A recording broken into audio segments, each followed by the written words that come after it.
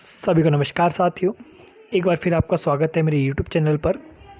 तो आज हम भारतीय राजनीतिक चिंतन के भीतर महात्मा गांधी जी के विषय में पढ़ेंगे, जिनको पूरा संसार आज महात्मा गांधी जी के नाम से जानता है। मतलब एक महाआत्मा, महान आत्मा। ठीक है जी। तो देखिए, महाआत्मा जो है तो इनकी उपाधि ने हमने पिछला अध्याय था हमारा टैगोर जी का, उसमें पढ़ा था।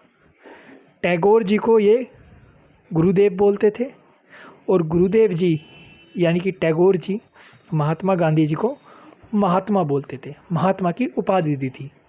ठीक है जी। तो आज हम गांधी जी के विचारों का जो आध्यात्मिकता का पक्ष रखते थे, ठीक है, और वो किन किन बातों से प्रभावित थे, वो धर्म के बारे में क्या सोचते थे, राजनीति के बारे में क्या सोचते थे, सत्य अहिंसा के बारे में क्या सोचते थे, इन विषयों पर चर्चा करेंगे। ठीक है जी। तो चलिए शुरू करते हैं। तो चलिए पहले जो महात्मा गांधी जी थे इनकी थोड़ी जीवनी के बारे में पढ़ लेते हैं। ठीक है, क्योंकि क्या होता है ना, जब क्वेश्चन लिखते हैं तो हमें बीए में ना क्वेश्चन की लेंथ बढ़ानी होती है। ठीक है, और हमें जानना भी चाहिए कि आखिर महात्मा गांधी जी कौन थे, कहाँ रहते थे, क्या काम करते थे, ठीक है, उनका जीवन कैसा रहा, इसके विषय में पढ़ना भी ज़रूरी है। तो ये सभी के लिए इम्पोर्टेंट रहने वाला है। ठीक है, तो चलिए शुरू करते हैं। महात्मा गांधी जी का जन्म 2 अक्टूबर 1869 में गुजरात के पोरबंदर नामक स्थान पर हुआ। अप्रैल 1893 में पोरबंदर के एक व्यापारिक स्थान पर बैरिस्टर के रूप में वे दक्षिण अफ्रीका के लिए गए। अगस्त 1894 को उन्होंने रंगभेद के खिलाफ दक्षिण अफ्रीका में आवाज़ उठाई और वहां पर नेटाल इंडियन कांग्रेस की स्थापना की थी। 1903 में ट्रांसवाल इंडियन ब्रिटिश सोसाइटी की स्थापना की। ठीक है, ये फैक्ट्स हैं, इनको याद रखना है। नेटाल इंडियन कांग्रेस की जो स्थापना की थी वो 1894 में की थी, और ट्रांसवाल ब्रिटिश इंडिया सोसाइटी की जो स्थापना की थी वो 1903 में की थी।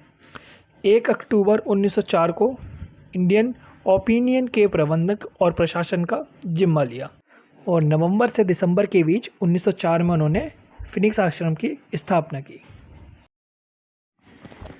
गांधी जी 9 जनवरी 1915 में भारत लौट आए। देखिए, 9 जनवरी 1915 में जो भारत लौट आए थे, ये याद रखना बहुत ज़रूरी है, क्योंकि जब उन्होंने दक्षिण अफ्रीका में रंगभेद के खिलाफ आवाज़ उठाई थी, ठीक है, उसके बाद ही भारत आए थे। और भारत आने के बाद में फिर उन्होंने भारत में भी बहुत सारे कार्य किए थे। अब उसके बारे में पढ़ते हैं। 25 मई 1915 को अहमदाबाद में साबरमती आश्रम की स्थापना की। सुभाष चंद्र बोस जी ने उन्हें राष्ट्रपिता कहा, और रविंद्रनाथ जी ने उन्हें महात्मा गांधी यानी कि महात्मा जी की उपाधि दी। गांधी जी व्यावहारिक आदर्शवादी कहे जा सकते हैं। गांधीवाद एक आदर्शवादी विचारधारा है।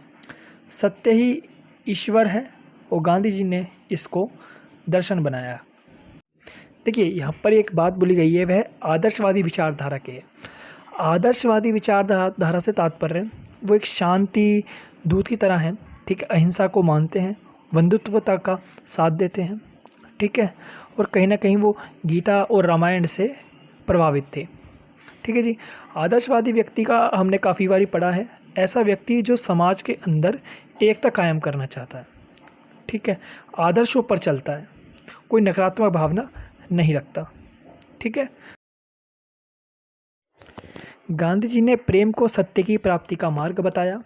प्यारेलाल नेयर गांधी जी के निजी सचिव थे, जिन्होंने गांधी जी के जीवन पर अनेक रचनाएं लिखी थीं, जिसमें Mahatma Gandhi the last phase discovery of Satyagraha उल्लेखीय है। गांधी जी वर्ष 1893 में अफ्रीका गए, और वहां उन्होंने फिनिक्स और टॉयटॉल्स फर्म की स्थापना की, तथा वर्ष 1914 तक वे अफ्रीका में रहे। टॉल्स्टॉय एक रूसी उपन्यास थे जिन्होंने वॉर एंड पीस 1869 में लिखी। ठीक है, ये उपन्यास का नाम था, जिससे गांधी जी अत्यधिक प्रभावित थे, तथा गांधी जी ने ब्रेड लवर का विचार इन्हीं से लिया। देखिए, इसके अंदर गांधी जी कहते हैं सत्य की प्राप्ति का जो मार्ग है ना, वो केवल और केवल प्रेम है। ये प्यारेलाल नेयर जी जो हैं, ये इनके सचिव रहे हैं। ठीक है, उन्होंने इनके जीवन पर कई सारी रचनाएं बनाई हैं। ठीक है, 1893 में ये अफ्रीका गए थे, वहाँ पर इन्होंने 2 उपन्यास लिखे, एक फर्म का स्थापना की थी जिसका नाम था फिनिक्स और टॉल्स्टॉय। और टॉल्स्टॉय कौन था ये? टॉल्स्टॉय कौन थे? टॉल्स्टॉय एक रूसी उपन्यास थे जिन्होंने पीस और वॉर एंड पीस नामक एक उपन्यास लिखा था, और गांधी जी से काफ़ी प्रभावित थे। और इन्होंने बताया ना ब्रेड लेवल मीन्स हम कह सकते हैं कि श्रम और रोटी, ठीक है, जो इनका विचार था वो यहीं से लिया गया। ठीक है जी, तो चलिए अब बात करते हैं कि वो किन किन बातों से प्रभावित थे, किन किन विचारों से प्रभावित थे। तो एक तो विचार हमने अभी देखा, ठीक है, जिसमें ब्रेड और लेवर की जो विचारधारा थी वो जिससे उन्होंने ली थी, क्या नाम था उनका? टॉल्स्टॉय, है ना। टॉल्स्टॉय उपन्यासी थे, वो रूसी उपन्यासी थे, और उन्होंने अपनी एक उपन्यास लिखा था, क्या नाम था? वॉर एंड पीस नाम था, 1869 में लिखा था, है ना। तो उसमें हमने देखा कि वो उससे कितने ज़्यादा प्रभावित थे। ठीक है, ऐसे ही और भी चीज़ें थी जिनसे वे प्रभावित हुए। तो पढ़ते हैं, गांधी जी जिन विचारधाराओं और व्यक्तियों से प्रभावित थे उनमें से एक गीता व रामायण उल्लेखनीय है। गांधी जी बौद्ध धर्म के शांति एवं अहिंसा के विचार से प्रभावित थे। गांधी जी इस्लाम धर्म की बंधुता की संकल्पना से प्रभावित थे। लियो टॉल्स्टॉय के the kingdom of God is the with in you 1894 कथन से प्रभावित थे। तो देखिए, यहाँ पर बोला जाता है जो गांधी जी थे वो गीता व रामायण के विचारों से अत्यधिक प्रभावित थे। ठीक है, और गांधी जी जो हैं वो बौद्ध धर्म के शांति और अहिंसा के प्रभावित थे, अहिंसा से प्रभावित थे। क्योंकि क्या बौद्ध धर्म में क्या बोला गया है? बौद्ध धर्म में बोलते हैं ना कि पशुओं को नहीं मारना चाहिए, हिंसा नहीं करनी चाहिए। ठीक है, वैसे इस्लाम धर्म की बंधुता से प्रभावित थे। बंधुता मतलब हम देखते हैं हमारे हिंदू धर्म में, या फिर हम कई सारे ऐसे धर्म देख सकते हैं, उनके अंदर कहीं ना कहीं चीज़ें जातियों में बटी हैं, लोग जो हैं जातियों में बटे हुए हैं। लेकिन मुस्लिम में ऐसा नहीं है, इस्लाम धर्म में ऐसा नहीं होता। ठीक है, हाँ, आप अपने देश में ही देख लीजिए। अपने देश में यदि आप किसी से पूछे आप कहाँ से हैं, तो वो ये नहीं बोलेगा हम इंडिया से हैं, वो बोलेगा कि भाई हम हरियाणा से हैं, हम पंजाब से हैं, हम दिल्ली से हैं। वो ये कभी नहीं बोलता कि हम इंडिया से हैं। ठीक है, जबकि वो बाहर जाते हैं तब वहाँ पर केवल और केवल एक ही चीज़ का यूज़ करते हैं कि हम इंडिया से हैं। जब भी उनसे कोई पूछा जाए आप कौन हैं, तो वो बोलेंगे कि हम हरियाणवी हैं जी, हम पंजाबी हैं जी। वो ये कभी नहीं बोलेंगे हम इंडियन हैं। तो ये प्रकार की जो विभिन्नताएं मिलती हैं वो उन्हें मुस्लिम संप्रदाय में देखने को नहीं मिलती। उसी प्रकार वे रामायण और गीता से प्रभावित हैं। ठीक है, रामायण में जो राम जी थे, है ना, वो एक आदर्शवादी व्यक्ति थे। ठीक है, एक मर्यादा पुरुषोत्तम राम थे। ठीक है, अपनी मर्यादाओं से परे नहीं जाते थे। ठीक है, वो कहीं ना कहीं इन सब चीज़ों से प्रभावित थे। तो चलिए आगे चलते हैं। जॉन की रचना अनटू दिस लास्ट से प्रभावित थे। सर्वोदय इसी का रूपांतरण माना जाता है जो गुजराती भाषा में लिखी गई है। गांधी जी ने यह शिक्षा जॉन से ली कि प्रत्येक व्यक्ति को श्रम करना चाहिए। जितना महत्व एक वकील के श्रम में है उतना ही महत्व नाई के भी श्रम में है। लियो टॉल्स्टॉय का उपन्यास वॉर एंड पीस 1869 में जो लिखा गया उससे भी वह अत्यधिक प्रभावित थे। तो देखिए, एक जॉन जी हैं जिनने एक अपनी रचना लिखी थी अनटू लास्ट दिस, ठीक है, अनटू दिस लास्ट 1860 में, इससे बहुत ज़्यादा प्रभावित हैं। क्यों? यहाँ पर एक रूपांतरण पाया जाता है सर्वोदय। सर्वोदय का अर्थ होता है सभी का उत्थान, सभी व्यक्तियों का, सभी जाति सभी धर्म का उत्थान। ठीक है, इसके विषय में आगे पढ़ेंगे। अच्छा, एक शिक्षा मानते हैं गांधी जी, ठीक है, जिसका एक शब्द है जिसे हम बोलते हैं इक्वालिटी, समानता। यहाँ पर समानता का भाव आता है कि सभी का कर्म जो है वो बराबर है। चाहे कोई व्यक्ति कुछ भी कार्य करता है वो छोटा बड़ा नहीं होता, वो बराबर होता है। ठीक है, एक वकील जितना बड़ा कार्य करेगा, नाई भी अपने स्थान पर उतना ही बड़ा कार्य करेगा। नाई का काम है बाल काटना।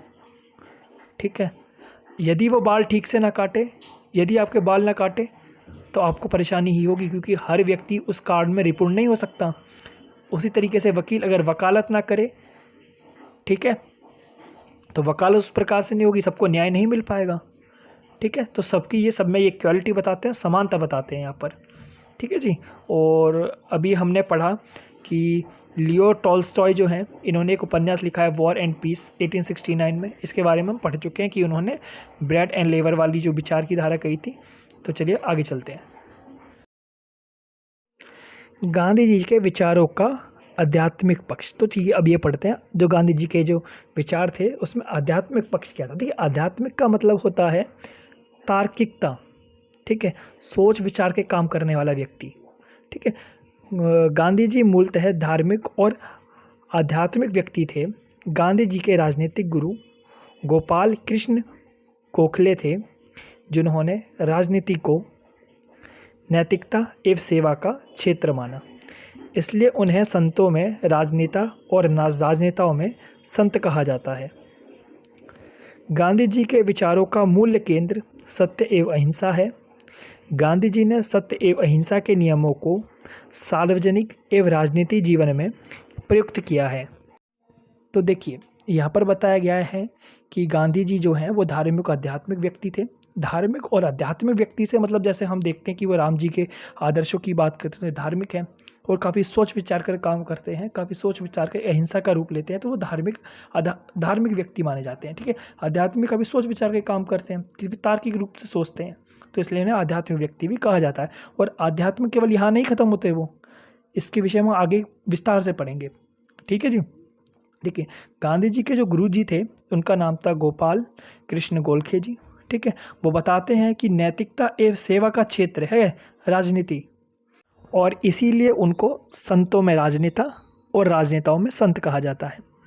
गांधी जी के विचारों का मूल केंद्र सत्य एवं अहिंसा है। तो देखिए, ये तो हम बहुत अच्छे से जानते हैं कि गांधी जी जो है सत्य अहिंसा पर विश्वास करते थे। वो कहते थे कि हिंसा मत करो, अहिंसा करो, और सत्य को प्राप्त करने का एकमात्र साधन वो प्रेम बताते हैं। हमने पढ़ा ना भी कि प्रेम ही एक ऐसा साधन है जो सत्य की प्राप्ति का मार्ग बता सकता है, ठीक है। गांधी जी के विचारों में सत्य एवं अहिंसा तो हर जगह झलकती है। आप कोई सा भी उपन्यास पढ़ लीजिए उनका, ठीक है, उनका कोई विचार देख लीजिए, उनकी कोई पुस्तक पढ़ लीजिए, कोई रचना पढ़ लीजिए, तो आपको कहीं ना कहीं सत्य और अहिंसा का मार्ग उनका दिखता है, ठीक है।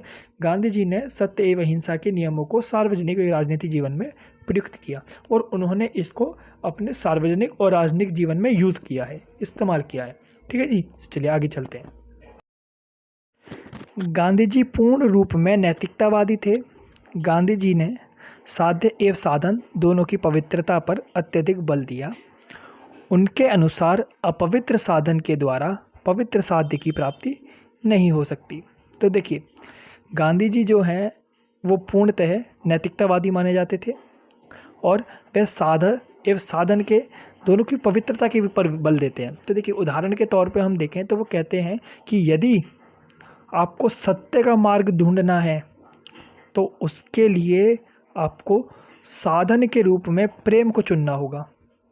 जब आप प्रेम को चुन लेंगे, प्रेम से कोई कार्य करेंगे, तो आप सत्य का मार्ग अपना पाएंगे, सत्य का मार्ग ढूंढ पाएंगे, ठीक है जी। तो चलिए आगे चलते हैं। हाँ जी, एक बात और कि वे मूलतः एक आदर्शवादी व्यक्ति थे, ये तो सत्य है, लेकिन उनका आदर्शवाद व्यवहारिक भी था, इसको भूलना नहीं है, ठीक है जी। और गांधी जी ने अपने सार्वजनिक जीवन में सत्य और अहिंसा का प्रयोग भी किया था, ठीक है जी। तो चलिए अब चलते हैं आगे। गांधी जी के अनुसार धर्म और राजनीति। तो चलिए अब जरा बात करते हैं कि वो कैसे, क्या धर्म के बारे में क्या सोचते थे और राजनीति के विषय में क्या सोचते थे। गांधी जी के लिए धर्म का अभिप्राय अत्यधिक विस्तृत रूप में था, अतः धर्म का आशय जो धारण करने योग्य हो वही धर्म है। उनके लिए धर्म का अर्थ नैतिक कार्य और मानवता की भलाई के लिए कार्य करना है। धर्म का पालन करने का आशय सत्य और अहिंसा के मार्ग पर चलना है। गांधी जी धर्म और नैतिकता और विहीन राजनीति की कल्पना नहीं करते थे। उनके शब्दों में धर्म विहीन और नैतिकता विहीन राजनीति नहीं हो सकती, अतः वे पाश्चात्य विचारों के आलोचक थे जिनमें पंथ निरपेक्षता पर बल प्रदान किया गया। उन्होंने पंथ निरपेक्षता की बजाय सर्वधर्म समभाव पर बल दिया। तो देखिए, यहाँ वे कहते हैं कि यदि आप खुद को धार्मिक व्यक्ति मानते हैं, ठीक है, और यदि आप धर्म का कार्य करते हैं, आप कहते हैं आप धार्मिक व्यक्ति हैं, तो धर्म का अर्थ केवल तभी माना जा सकता है जब आप उसको धारण कर सकते हैं। यदि वह धारण के योग्य है तो वो धर्म है। यदि आप उसको धारण नहीं कर सकते तो आप नहीं कह सकते कि आप धार्मिक व्यक्ति हैं और वो आपका धर्म नहीं है। क्यों? आप उदाहरण लीजिए अशोक जी का। ठीक है, अशोक जी ने कलिंग के युद्ध के बाद धर्म अपनाया और उन्होंने समाज की भलाई की। ठीक है, मार पिटाई दूर कर दी, हिंसा को छोड़ दिया, अहिंसा को अपनाया। वो उनका धर्म आया, वो उनका धर्म आया। ठीक है, वो इस रूप में धर्म बताते हैं। ठीक है, उनके लिए धर्म एक नैतिकता है। मतलब वो कहते हैं मनुष्य की, समाज की भलाई के लिए काम करो, ये धर्म है। आप मनुष्य की भलाई के लिए काम नहीं करते, आप स्वार्थी हैं, तो वो धर्म नहीं है। ठीक है, धर्म का पालन तभी किया जा सकता है जब आप सत्य और अहिंसा के रास्ते पे चलते हो। ठीक है, सत्य का सदैव सत्य बोलिए, अहिंसा मार कुटाई से दूर रहो। ठीक है, गांधी जी धर्म नैतिकता विहीन राजनीति को संकल्प नहीं करते। वो कहते हैं कि भाई जिसमें नैतिकता ना हो, ठीक है, धर्म ना हो, प्रेम ना हो, धारण करने योग्य मार्ग ना हो, वो राजनीति नहीं हो सकती। ठीक है, उनका केवल और केवल एक ही रूप था, एक ही मानना था कि धर्म के लिए आप सत्य और अहिंसा का मार्ग अपनाइए। उसके बिना ना राजनीति संभव है, ना आपका धर्म संभव है। ठीक है जी, तो चलिए आगे चलते हैं। गांधी जी के अनुसार सत्य और अहिंसा। तो ठीक है, अब बात करते हैं जो गांधी जी सत्य और अहिंसा के विषय में क्या सोचते हैं। गांधी जी ने अपने आत्मकथा सत्य के प्रयोग, the story of my experiment with truth में लिखा कि सत्य के लिए कोई अलग ईश्वर नहीं होता है। अहिंसा की साधना से सत्य को प्राप्त किया जा सकता है। सत्य की ओर ले जाने वाला मार्ग अहिंसा ही है। गांधी के अनुसार अहिंसा के दो अभिप्राय हैं, नकारात्मक और सकारात्मक अहिंसा। नकारात्मक रूप में अहिंसा का अर्थ किसी की हत्या न करना तथा सकारात्मक रूप में अहिंसा का अर्थ प्राणी मात्र से प्रति प्रेम से है। तो देखिए, यहाँ पर गांधी जी कहते हैं कि सत्य के लिए कोई अलग ईश्वर नहीं है। आप केवल और केवल अहिंसा और प्रेम को साधन के रूप में इस्तेमाल कर कर साध्य के रूप में सत्य को प्राप्त कर सकते हैं। मतलब आप प्रेम से काम कीजिए, आप अहिंसा से काम कीजिए, ठीक है, दिमाग से काम करो और आप सत्य को प्राप्त कर सकते हैं। ठीक है, अहिंसा और प्रेम सत्य के पास ले जाने वाला एकमात्र मार्ग है। गांधी जी के अनुसार अहिंसा दो प्रकार की है, नकारात्मक अहिंसा और सकारात्मक अहिंसा। देखिए, नकारात्मक रूप में अगर अहिंसा का अर्थ होता है किसी की हत्या न करना, ठीक है, परंतु अगर सकारात्मक रूप में अहिंसा का अर्थ लें तो होता है प्राणी मात्र के प्रति प्रेम से है। मतलब लोगों से प्रेम पूर्वक व्यवहार करना। ठीक है, उनको हमने क्या देखा यहाँ पे, नकारात्मक का मतलब है केवल और केवल हत्या ना करना। कुछ भी करेंगे, घृणा रखेंगे, उल्टा सीधा बोलेंगे, दूसरों से नफरत करेंगे, परंतु बस इसकी हत्या नहीं करेंगे। ठीक है जी, तो चलिए आगे चलते हैं। गांधी जी के अनुसार अहिंसा मनसा वाचा एवं कर्मण होनी चाहिए। गांधी जी के अनुसार अहिंसा वह सिद्धांत है जिसमें अपने विरोधियों को प्रेम से जीता जाता है, ना कि घृणा से। गांधी जी बाइबल के इस कथन के समर्थक थे कि पाप को घृणा करो और पापी से नहीं। गांधी जी अहिंसा को वीरों का गुण मानते थे, ना कि कायरों का। गांधी जी का कहना था कि यदि हिंसा और कायरता में से किसी एक को चुनना हो तो मैं हिंसा को चुनूंगा, ना कि कायरता को। तो देखिए, इसको थोड़ा ध्यान से समझिएगा। गांधी जी कहते हैं कि अहिंसा का अर्थ है कि किसी भी व्यक्ति को, जो भी हमारा विरोधी है, विपक्षी है, उसको प्रेम से जीता जाए। ठीक है, क्रोध से, घृणा से या संघर्ष से नहीं। ठीक है, आप उदाहरण के तौर पे ऐसा समझिए, अगर आप 1970 के आसपास की राजनीति की बात करें ना, और अगर आप कांग्रेस को देखें तो आपको एक चीज़ देखने को मिलेगी, उस टाइम पे कोई भी कांग्रेस के खिलाफ नहीं खड़ा हो पाता था। उसका कारण क्या था? उनके अंदर ये गुण था, ये अहिंसा वाला गुण था। जब भी कोई व्यक्ति उनके विपक्षी खड़ा होता था ना, और कोई बात कहता था, वो उसको अपने अंदर समाहित कर लेते थे, और अपने अंदर समाहित करने की वजह से ही उनको कोई विपक्षी उनसे कोई नकारात्मक व्यवहार कर ही नहीं पाता था, ठीक है, और सब उनके सपोर्ट में आ जाते थे। तो वो यही बात यहाँ पर कहते हैं। इसको लिखना मत, ये राजनीति की तरफ से चला जाएगा, लेकिन मैंने को उदाहरण थोड़ा ध्यान में आया तो मैंने बोल दिया, ठीक है जी। तो चलिए अब देखिए, ध्यान से सुनिए इस बात को। यहाँ पर वो एक बात कहते हैं कि बाइबल का एक कथन है कि पापी से घृणा मत करो, उसके पाप से करो। अगर उसमें कुछ गलत आदतें हैं तो उससे दूर रहो, उसकी आदतों को छुड़ाने की कोशिश करो, उसमें समाहित मत हो। लेकिन ऐसा नहीं है कि आप उसकी आदतों से दूर रहने के चक्कर में आप उस व्यक्ति से ही नफरत करने लगे हो, ठीक है। वो इस चीज़ के खिलाफ है। वो कहते हैं आप प्रेम पूर्वक उसको अपने साहित्य जोड़िए, ठीक है। उसकी आदतों में समाहित मत हो, उसकी आदत, वो जो गंदी आदत है उसको छुड़वाओ, ठीक है। गांधी जी कहते हैं कि जो अहिंसा है ना, वो एक वीरों का गुण है, वो कायरता नहीं है, ठीक है। यदि मुझे कायरता और हिंसा में से किसी एक को चुनना हो ना, तो मैं हिंसा को चुनूंगा कायरता के मुकाबले। अब देखिए, यहाँ पर ये कायरता और हिंसा की बात आई है, ये कुछ नया है, इसको ज़रा ध्यान से सुनिए।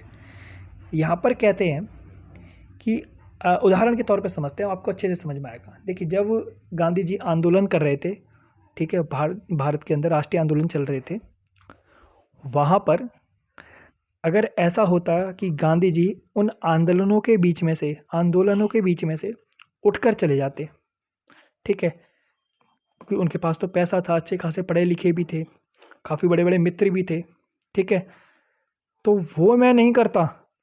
मैं गरीबों का, मानवता का साथ छोड़कर नहीं जाता। अगर मुझे ऐसी नौबत आ जाती कि मुझे जाना पड़ता, तो मैं उस जाने की जगह पर उन लोगों के साथ में हिंसा करने लगता, और ये कायरता का मार्ग छोड़कर मैं हिंसा पर उतरना ज़्यादा पसंद करता। मैं आशा करता हूँ आपको समझ आया होगा। अगर नहीं आया तो एक दो बार इस वीडियो को देखिए, आपको समझ में आ जाएगा, ठीक है जी। चलिए आज यहाँ पर समाप्त करते हैं। अगली बारी हम सत्याग्रह के विषय में पढ़ेंगे, ठीक है। वो राज्य पर क्या विचार देते हैं, स्वराज्य पर क्या विचार देते हैं, इसको थोड़ा विस्तार से जानेंगे, ठीक है जी। चलिए, धन्यवाद।